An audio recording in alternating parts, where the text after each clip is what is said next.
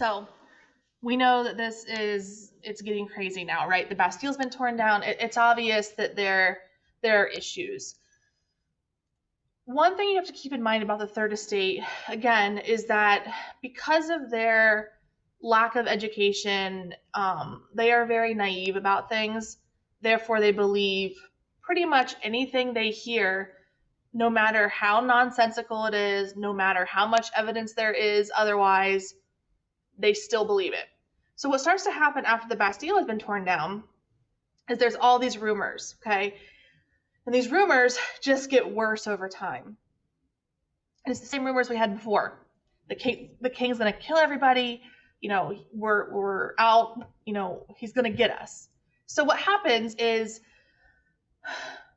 the members of the Third Estate, especially the ones who live in the country, are like, you know what? We've got to do something before they come and kill us. And they didn't have the intellect to realize that there were 25 million people in the Third Estate. So it really wasn't possible that Louis could kill everybody. That just wasn't a thing. So, again, you see why they are so susceptible to believing whatever they hear, okay? And it's not that they're dumb, they're just not super well educated, okay?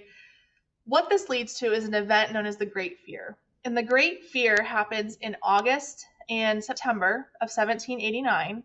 And it's a reaction to all of those rumors that are circulating about Louis and the Third Estate and, the threat and all that stuff. What happens is basically mobs of angry peasants in the countryside just start terrorizing basically any noble's property they can get to. So they're kind of taking on the mentality, well, we're going to kill everybody before everybody can kill us. So for a month in that time, you see just these angry groups of peasants literally carrying pitchforks and torches. And what they're doing is they're going to all of these estates, these big estates that are owned by nobles in France. And they break into the houses. They, set the houses on fire. They burn down barns. They burn fields. They go into these houses and they try to find the contracts that put taxes on them, and they tear those up. It gets crazy, okay? And what we have here is this mob mentality where these groups of angry people are going through the countryside and attacking the people they feel who are going to hurt them, even though that really wasn't the truth. If you're a noble in France at this time, you're panicking, okay? You're under attack now by the angry Third Estate, and there's a lot of them and not very many of you. So a lot of nobles at this time, they leave, okay, for fear. They are going to be killed, and some do get killed. That does happen. What we're seeing is a snowball effect, okay? What is starting to happen is this is starting to get out of control, and you have to look at the actions that are happening and who is basically carrying out those actions, okay? A lot of the things that we're seeing are being carried out by members of your uneducated Third Estate. So, they believe everything they hear, and they react to that. This only gets worse in October of 1789. Now, I've told you guys before that October of 1789, bread was outrageous. It was the worst of the bread shortage. So bread in Paris is unbelievably expensive.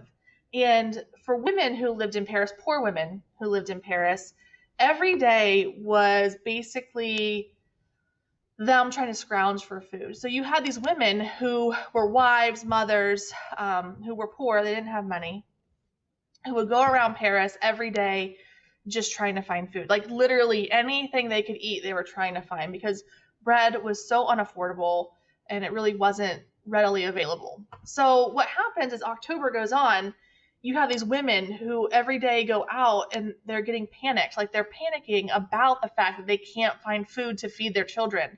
And you guys know how it is when a group of angry moms gets together. They start to kind of conglomerate, and they start to kind of create crowds in the cities of Paris as October goes on.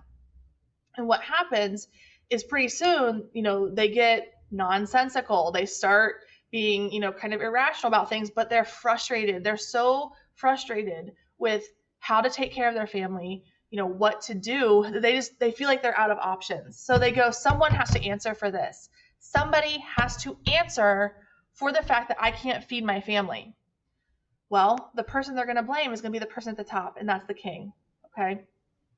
The Palace of Versailles is like around 15 miles outside of the city of Paris. And this angry group of women had grown to 6,000 angry women, essentially like running around the streets of Paris trying to find food. And they go, let's go get him. Let's go get the king and make him pay for this. So these 6,000 women start marching on foot to the Palace of Versailles. And again, same thing. They're carrying torches and, weapons and pikes and things like that. And they're angry. They're singing and they're chanting, and this is a pretty decent walk, right? So like they're walking towards the Palace of Versailles, and as they're walking, they're passing these like little villages and little towns and things like that, and people can hear these women because they're loud and there's a lot of them. So people start coming out of their like villages to see what's going on, and they figure out that like this group of women are going to go charge the Palace of Versailles, and they're like, I'm coming with you. By the time that group of 6,000 women gets to the Palace of Versailles, there are over 60,000 people part of that group.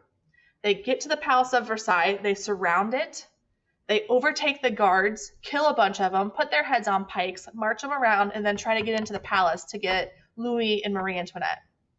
They're breaking windows. This is chaos, okay? After a while, they are eventually able to get Louis, Marie Antoinette, and their 3 kids out of the Palace of Versailles. And I want you to put yourself in the position of these kids who are little, okay? They're like under the age of 10. What this is like for them to have an angry mob of people come to your house, kill people, put their heads on pikes, come after you and your family, rip you out of your house, okay? Think about how absolutely terrifying that is for these kids to experience this. This is a nightmare, okay? What happens is they get the royal family out of the palace and they say, you know what? We're going back to Paris. You're coming with us and you're going to fix this. So that group of 60,000 people then takes the royal family and marches them on foot back to Paris. And when they get them to Paris, they lock them up in like the royal family's like city palace. Okay, it was called the Tuileries. Today we call it the Louvre, okay? But, this doesn't look good for the royal family. You have to consider, like, these people have gone so far now as to kidnap the king and the queen. Things are not looking good. So this is going to give you an idea of, like, how this revolution is going to go as it heats